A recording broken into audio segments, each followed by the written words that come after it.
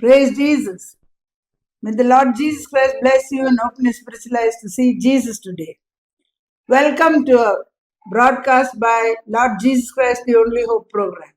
Take a moment to get your Bibles and listen to this wonderful message about continuation of New Year, first month of New Year 2026. Watch with faith and expectation, you'll be blessed. All glory be to Jesus. எல்லா மகிமையும் ஆண்டவராகிய இயேசு கிறிஸ்து ஒருவருக்கே உண்டாயிருப்பதாக. I praise God and thank Him for giving me this wonderful opportunity and great privilege to speak about New Year 2026, about the youth and elders once again in this new year. இந்த புதிய வருஷத்துல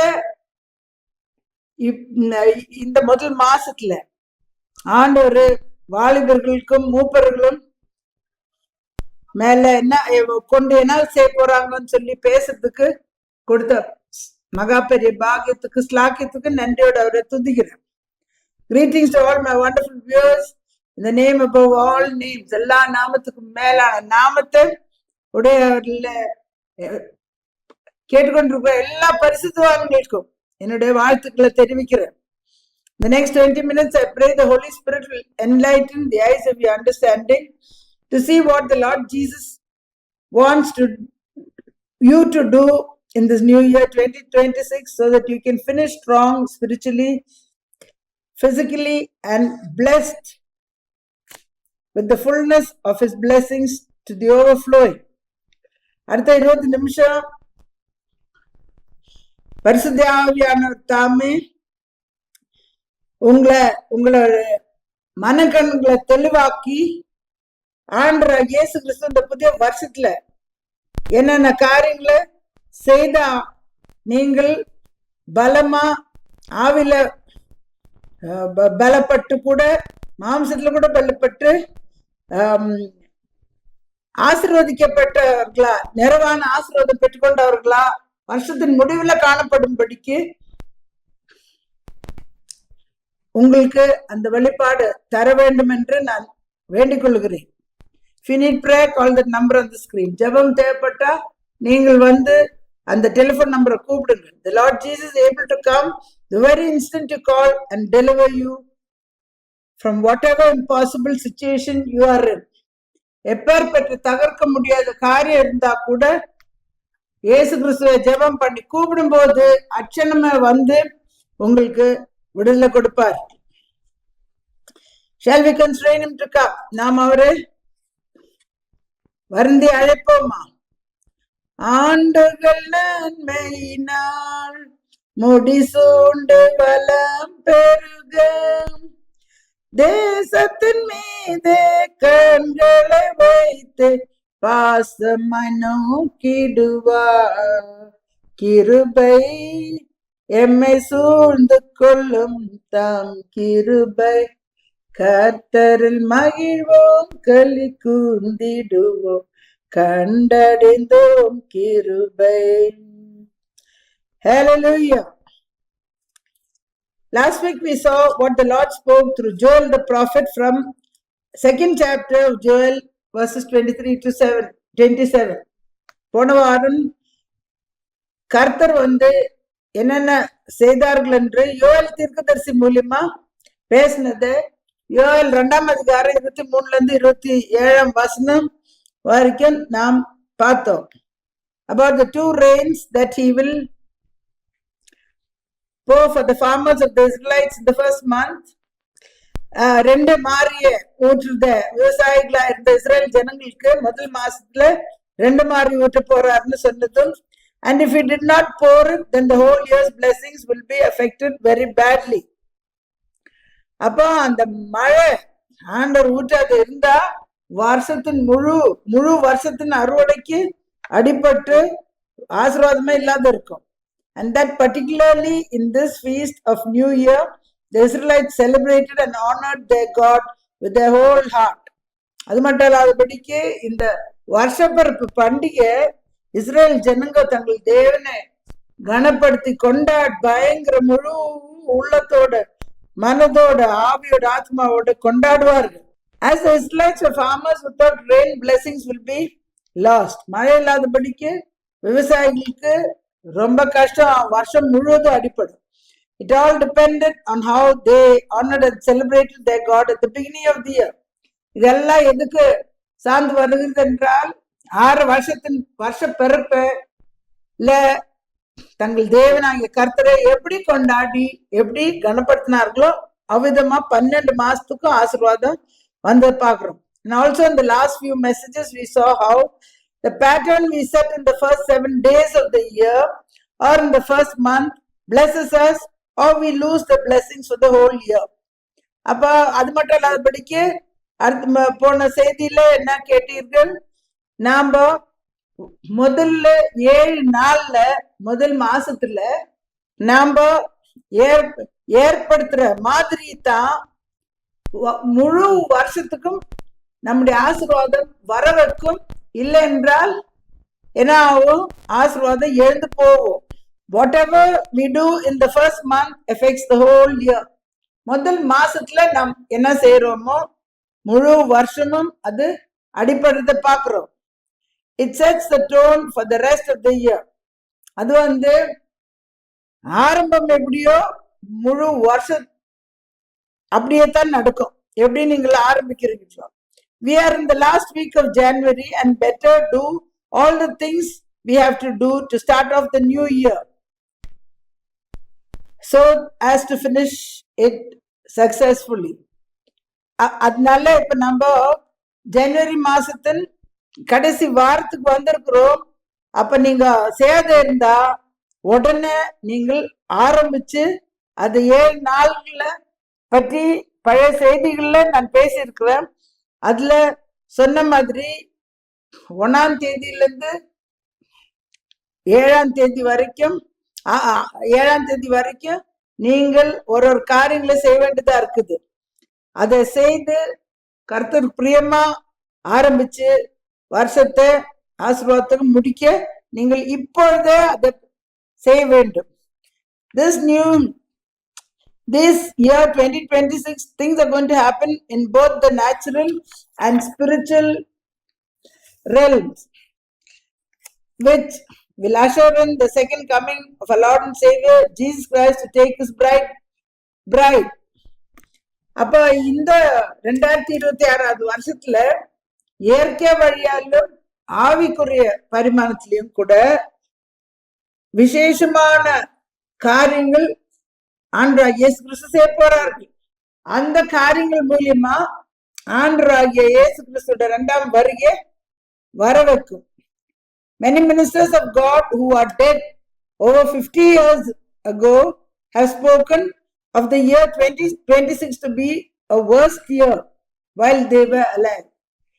அநேக ஊழியக்காரர்கள் 50 வருஷம் முன்ன மரிச்சு போய் இருக்கிற ஊழியக்காரர்கள் 2026 வருஷம் ஒரு மோசமான வருஷம் சொல்லிட்டு அவர்கள் செய்தி பேசி 50 வருஷம் முன்னே அவங்க மரிச்சிட்டாங்க. அப்போ இந்த காலகட்டத்துல இந்த செய்திகளை யூடியூப்ல போட்டிருக்கார்கள். These days those messages about 2026 has been put on YouTube. 3 months back I spoke of a comet in the sky. 3 மாசம் முன்ன ஆகாயத்துல ஒரு வால் நட்சத்திரத்தை பத்தி நான் பேசியிருக்கிறேன் செய்தியில. called 3i Atlas. The scientists have discovered in July of 2025, May July. அப்ப அதோட பேர் என்ன, 3i Atlas என்று சொல்லிட்டு விஞ்ஞானிகள் மே ஜூன் ஜூலை மாசங்கள்ல அவர்கள் கண்டுபிடிச்சு இருக்கிறார்கள் 2025 வருஷத்துல. And the 3 rocks from it, each size of a mountain, is going to hit the earth in the gap of a week between each rock. அப்போ அதுல இருந்து 3 கல்லுங்க பூமியை மோத போது ஒரு வாரம் ஒரு கல்லுக்கு இடைவெளி விட்டுட்டு. And that countdown for the first rock to hit the earth has already started from end of 2025 October. அது மட்டும் இல்லாதபடிக்கு முதல்ல கல் பூமியை மோதுறதுக்கு அது வர்றதுக்கு ஆரம்பிச்சிருக்கிறது. பூமியை நோக்கி வர்றதுக்கு ஆரம்பிச்சிருக்குது. அக்டோபர் கடைசி 2025 இருந்து ஆரம்பமாயிட்டு இருக்குது. Yesterday in the YouTube, I heard a scientist say that 3I Atlas was coming close to the Earth, and they were getting daily information about it. நேற்று தினத்துல கூட ஒரு விஞ்ஞானி யூடியூப்ல செய்தி பேசினதை நான் கேட்டேன். 3I Atlas சொல்ல வால் நட்சத்திரம் பூமி கிட்ட அது வந்துட்டு இருக்குது. தினமும் அதை பற்றி அதன் விவகாரத்தை பற்றி அவங்களுக்கு செய்தி வந்து கொண்டே இருக்குதுன்னு அவர் பேசியிருக்கிறார். If you remember in my last year's message, what they said, that when the first rock from 3I Atlas hits the earth, natural disasters on the earth will be intensified. அப்போ கடந்த செய்திகள்ல நான் சொன்னது இந்த 3I Atlas பத்தி, அது முதல்ல கல்லு மோதும் போது, பூமியை மோதும் போது இயற்கையா நடக்கிற ஆபத்துகள் பயங்கரமா அதிகரிக்கும் பூமியில, such as earthquakes, volcanoes, tsunamis and floods, and certain major countries will be destroyed by these natural disasters. அது பூமி அதிர்ச்சி, எரிமலைகள், சுனாமிகள், அப்புறம் வெள்ளம், புயல், இதெல்லாம் அதிகரிக்கும், வல்லமை அதிகரிக்கும். 100 இருந்தா 1000 ஆகும். If 100 is a power, it will become 1000. And many countries will be destroyed by these natural disasters. ஒரு சில நாடுகளை முழுசா அழிவு வரும் இதனால. Actually, this is one of the shakings the Lord speaks through his prophet Haggai in chapter 2 verse 5 to 7. இது ஹாகை தீர்க்கதரிசி மூலமா கர்த்தர் 2ஆம் அதிகாரம் 5ல இருந்து 7 வரைக்கும் பேசுற வார்த்தைகள் குறி ஒத்து வருகிறது. According to the word that I covenanted with you when you came out of Egypt, so my spirit remaineth among you. Fear you not, for thus saith the Lord of hosts, yet once it is a little while, and I will shake the heavens and the earth and the sea and the dry land, and I will shake all nations, and the desire of all nations shall come, and I will fill this house with glory, saith the Lord of hosts. Haggai 2ஆம் அதிகாரத்துல 5ல இருந்து 7 வசனம் வாசித்தா, கர்த்தர் Israel ஜனங்களை எகிப்துல இருந்து வெளியே கொண்டு வந்த போது உடன்படிக்கை செய்தார். நானு என்னுடைய ஆவி உங்களோடு இருக்கும் என்று, நீங்கள் பயப்பட வேண்டாம், அப்படி சேனைகளின் கர்த்தர் வருகிறார் என்று. இன்னும் கொஞ்சம் காலத்துல நானு வானமும் அசைக்கிறேன், பூமியை அசைக்கிறேன், சமுத்திரமும் வெட்டாந்தரையும் எல்லா ஜாதிகளையும் நான் அசைக்கவே, இன்னொரு விஷயம் அசைப்பேன் என்று. அப்பொழுது ஜாதிகள் விரும்புறவர் வருவார்கள், இந்த ஆலயத்தை அவருடைய என்னுடைய மகிமையினால் நான் நிரப்புவேன் சொல்லி இருக்கிறார். In verse 5 we see that we are God's people of the covenant. When the Israelites came out of Egypt, இப்ப 5ஆம் வசனத்தை நாம் வாசித்தோமே, அதுல இஸ்ரேல் ஜனகம் எகிப்துல விட்டு வெளியே வரும்போது உடன்படிக்கை தேவன் அவர்களோடு உடன்படிக்கை செய்தார்கள். அப்ப நாம கூட உடன்படிக்கையின் ஜனங்களா இருக்கிறோம். In Exodus 2 verse 24 we read that God remembered his covenant with Abraham, Isaac and with Jacob. அப்ப யாத்திராகமம் 2ஆம் அதிகாரம் 24ஆம் வசனம் வாசித்தா, தேவன் இஸ்ரேல் ஜனங்க கஷ்டத்துல பெருமூச்சிட்டு தேவனை நோக்கி பெருமூச்சிட்டு அழுத போது கர்த்தர் தன்னுடைய தாசனாகிய ஆபிரகாம், ஈசாக், யாக்கோபோடு செய்த உடன்படிக்கையை நினைத்தார். அப்பொழுது அவர்களை விடுதலை ஆக்கினார். We are today God's people of the covenant, and God says, I will not forget, but remember that my spirit will remain with you. இன்றைக்கு நமக்கு என்ன தேவன் சொல்லுகிறார்? நாம் தேவனுடைய உடன்படிக்கையின் ஜனங்களா இருக்கிறோம், உங்களை மறக்க மாட்டேன், நானு உங்களை நினைச்சு என்னுடைய ஆவி உங்க மேல ஊற்றுவேன்னு சொல்லி சொல்லுகிறார். As the Lord did in the beginning days when he brought his people out of Egypt from bondage, and he poured out his wrath on the Egyptians but protected his people when they obeyed the commands he gave them to observe and do them. He's going to do exactly the same things in these last days, which is right now. Israel ஜனங்களை எகிப்துல இருந்து தேவனாகிய கர்த்தர் அடிமைத்தனத்தின் வீட்டுல இருந்து வெளியே கொண்டு வந்து எகிப்தியர் மேல கர்த்தர் கோபாக்கினி ஊட்டின போது தன்னுடைய சொந்த ஜனங்களை பாதுகாத்தார். எப்படி பாதுகாத்தார் என்றால் அவர்களுக்கு கட்டளை கொடுத்தார், இப்படி இப்படி செய்தாதான் நீங்க பாதுகாக்கப்படும். இந்த நாட்கள்ல கடைசி நாட்கள்ல ஆரம்பத்துல எப்படி செய்தார்களோ அப்படியே இப்ப கூட சேப்ப வர்றார். He is going to pour out his wrath on all nations and shake everything. கர்த்தர் வந்து ஜாதிகள் மேல் தன்னுடைய கோபாக்னியை ஊற்றி எல்லாவற்றிலும் இன்னொரு அசைக்க போகிறார். For his people to escape the destruction that follows, the Lord is going to give instructions to follow. And when they obey and do it as the children of Israel did, when they were in Egypt, they will escape.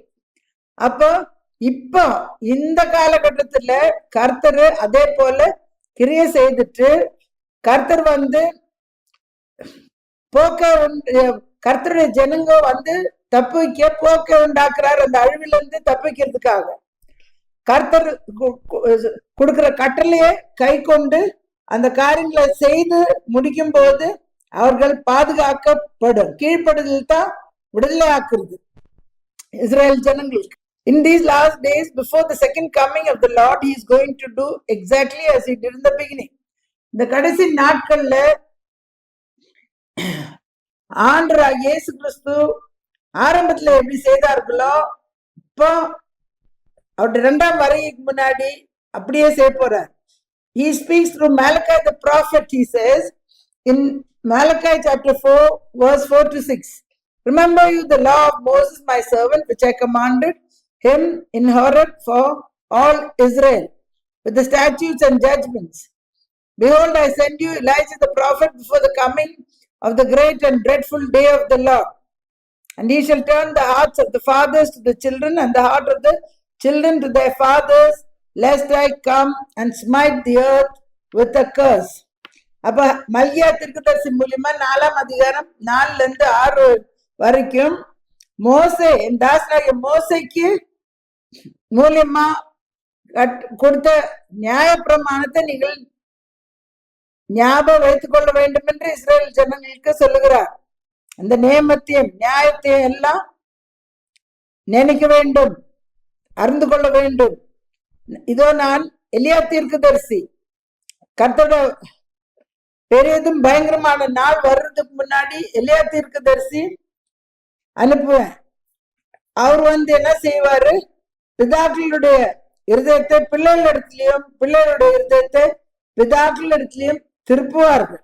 If you turn to the epistle of Jude, verse 17, we read, but beloved, remember you the words which were spoken before of the apostles of our Lord Jesus Christ. யூதா எழுதின நிருபம் வெளிப்பாட்டின் விசேஷத்துக்கு முன்னாடி வரும். அதுல 17ஆம் வசனம், ஒரே அதிகாரம் தான். 17ஆம் வசனத்துல என்ன சொல்லுகிறார், பிரியமானவர்களே, நீங்கள் ஆண்டவராகிய இயேசு கிறிஸ்துவோட அப்போஸ்தலர்களுக்கு கட்டளையிட்ட வார்த்தைகளை நீங்கள் நினைவு கூற வேண்டும் என்று. He did not say remember the words which our Lord Jesus Christ spoke. கர்த்தர் வந்து ஆண்டவராகிய இயேசு கிறிஸ்து சொன்ன வார்த்தையை நினைவு கூற வேண்டும் என்று சொல்ல. For all those who say we will do only what Lord Jesus Christ says, the apostles were all men and they could have made a mistake in the baptism they gave in Acts 2. ஒரு சிலர் என்ன சொல்றார்கள், அப்போஸ்தலர் நடபடி 2ஆம் அதிகாரத்துல சீஷர்கள் கொடுத்த ஞானஸ்நானம் அவர்கள் மனுஷனா இருக்கிறார்கள், அவர்கள் தப்பா இருக்கலாம். நாங்க ஆண்டவராகிய இயேசு கிறிஸ்து சொல்றது மட்டும்தான் செய்யறோம்னு சொல்றவங்களுக்கு இங்க பதில் இருக்கிறது. என்னவென்றால் அப்போஸ்தலர்கள் உட வார்த்தைகளை ஞாபகம் வைத்துக் கொள்ள வேண்டும் என்று, இயேசு கிறிஸ்து வார்த்தை ஞாபகம் வைக்க வேண்டும் என்று சொல்ல. Here there is an answer for those who say we will do as the Lord Jesus Christ says. In Acts 2, apostles were all men, so they could have made a mistake in the baptism they gave. He writes, remember the words which are spoken before of the apostles of our Lord Jesus Christ. Verse 20 says, but you beloved, building yourselves up on the most holy faith, praying in the Holy Ghost. 20வது வசனத்துல நீங்களும் பிரியமானவர்களே, நீங்கள் உம்முடைய விசுவாசத்தை எப்படி கட்டி எழுப்பணும்? பரிசுத்தாவிக்குள்ள ஜெபம் பண்ணி நீங்கள் விசுவாசத்துல பலப்பட வேண்டும் என்று. Verse 21 and 22. Keep yourselves in the love of God, looking for the mercy of our Lord Jesus Christ unto eternal life. Verse 24. Now unto him that is able to keep you from falling and to present you faultless before the presence of his glory with exceeding joy, to the only wise God our Savior be glory and majesty, dominion and power both now and forever. Amen. யூதா எழுந்த நிருபம் 17ஆம் வசனத்துல, நீங்களோ பிரியமானவர்களே, நம்முடைய கர்த்தராகிய இயேசு கிறிஸ்துவின் அப்போஸ்தலரால் முன் சொல்லப்பட்ட வார்த்தைகளை நினைவு கூறுங்கள். 20:21, நீங்களோ பிரியமானவர்களே, உங்கள் மகா பரிசுத்தமான விசுவாசத்தின் மேல் உங்களை உறுதி படுத்தி கொண்டு பரிசுத்த ஆவிக்குள் ஜெபம் பண்ணி. அடுத்த வசனம், தேவனுடைய அன்பிலே உங்களை காத்து கொண்டு நித்திய ஜீவனுக்கு ஏதுவாக நம்முடைய கர்த்தராகிய இயேசு கிறிஸ்துவுடைய இரக்கத்தை போதித்து இருங்கள். பிறகு 24ஆம் வசனத்துல கூட நாம் என்ன வாசிக்கிறோம்? வழுவாதபடி உங்களை காக்கவும் தமது மகிமை உள்ள சன்னிதானத்திலே மிகுந்த மகிழ்ச்சியோட உங்களை மாசற்றவர்களாய் நிறுத்தவும் வல்லமை உள்ள அவரும் தாம் ஒருவரே ஞானமுள்ளவரும் ஆகிய தம்முடைய இரட்சகரான தேவனுக்கு கனமும் மகத்துவமும் வல்லமையும் அதிகாரமும் இப்பொழுதும் எப்பொழுதும் உண்டாவதாக. ஆமென். ஹல்லேலூயா. ரபரி ரிதா ஷட்டரி ரபரி. நன்றி அன்றே, நன்றி அன்றே, நன்றி அன்றே.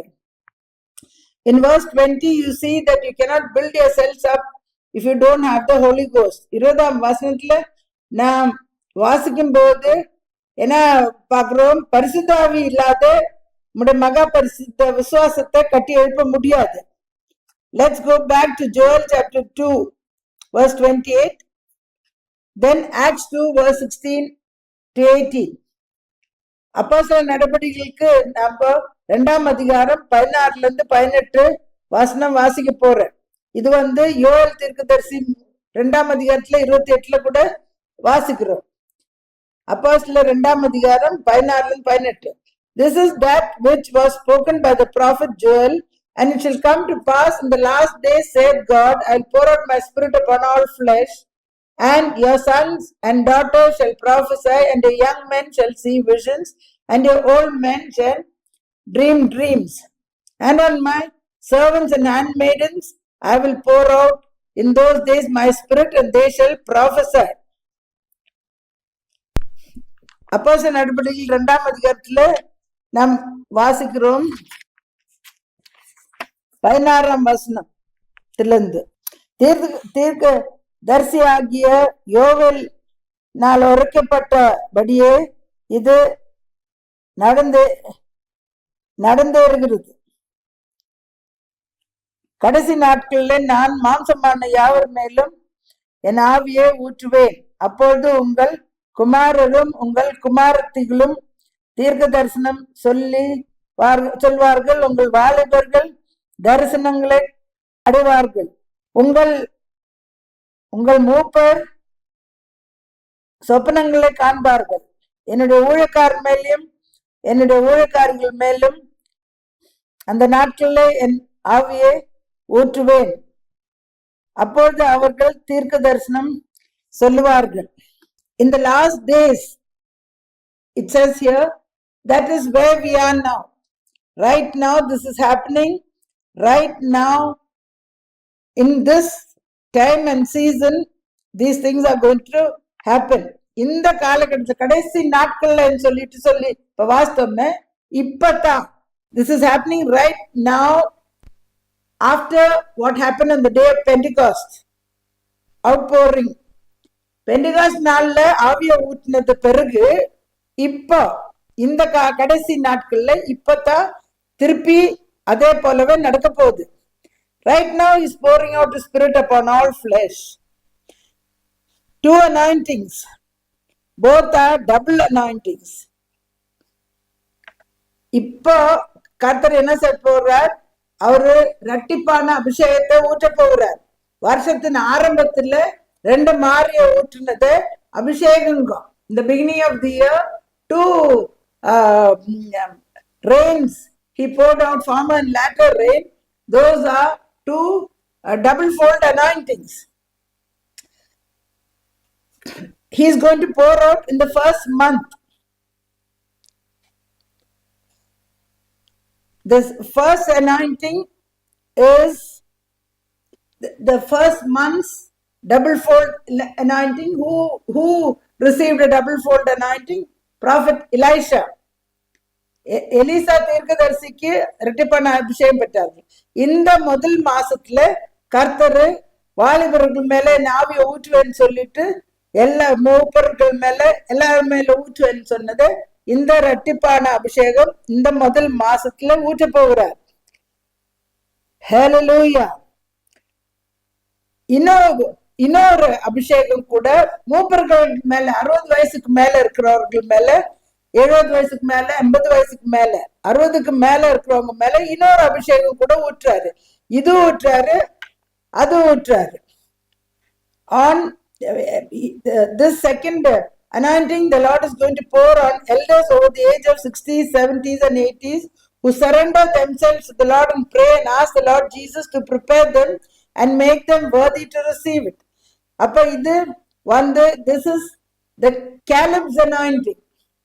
இது காலேபோட அபிஷேகம் மூப்பர்கள் மேல 60 வயசுக்கு மேல, 70 வயசுக்கு மேல, 80 வயசுக்கு மேல உள்ள மூப்பர்கள் மேல தங்களையே ஒப்பு கொடுத்து கர்த்தருக்கு சித்தத்தை செய்ய ஒப்பு கொடுக்கிறவர்கள் மேல இது ஒரு இரட்டிப்பான அபிஷேகம் ஊற்ற போகிறார். He is not going to pour it on people, elders who are living a retired life looking after grandchildren. ஆனா மூப்பர்கள் வயசானவங்க எல்லாரும் அப்ப அவங்க வீட்டுல உட்கார்ந்து ரிட்டையர் ஆன வாழ்க்கையை செய்து பேர பிள்ளைகளோட ஆடின்னு இருக்கிற அவங்களுக்குள்ள இது ஊற்ற போறது. Those who surrender themselves to the Lord, யார் கர்த்தருக்கு ஒப்பு கொடுத்து இந்த காலத்துல என்ன செய்ய போறாரு ஆண்டவர் அவங்க மூலியமா செய்யும்படிக்கு அதை ஊற்ற போறாரு. Pray and ask the Lord Jesus to prepare them and make them worthy to receive it. இப்ப இதுக்கு என்ன செய்யணும் என்றால் எல்லாரும் கூட ஜெபிச்சு ஆண்டவரே என்ன அந்த அபிஷேகங்கள் பெற்றுக்கொள்ளும்படிக்கு தகுதிப்படுத்தும், என்னை ஆயத்தப்படுத்தும் என்று உடனே ஜெபிக்கும் போது இந்த அபிஷேகம் இப்ப ஊற்ற காலம் அது. If your vessels is not worthy, it will fall off like water on a duck's back. உங்க பாத்திரம் அது தகுதியா இல்ல, ஆயத்தமா இல்லைன்னு சொன்னா இந்த வாத்து மேல தண்ணி விழுந்தா அப்படியே ஒழுகி போறது போலவே அது ஒழுகி போயிடும். It is your heart's condition that Jesus looks to first, and next your external appearance before he pours the Holy Spirit on you. ஆண்டவராகிய இயேசு கிறிஸ்து பரிசுத்தாவியை ஒருத்தன் மேல ஊற்ற வேண்டும் என்றால் மனுஷனோட இருதயம் தான் ஃபர்ஸ்ட் பாக்குறது தகுதிக்கு. இருதயம் எப்படி இருக்குது, அந்த அது சரியா இருக்குதான்னா தான். பிறகு வெளியே வெளியே வேஷம் எப்படி இருக்குது அதுவும் பாக்குறாரு. அடுத்தது அப்படி அது சரியா வந்தா தான் ஆண்டவர் பரிசுத்தாவி ஊற்றுறார்.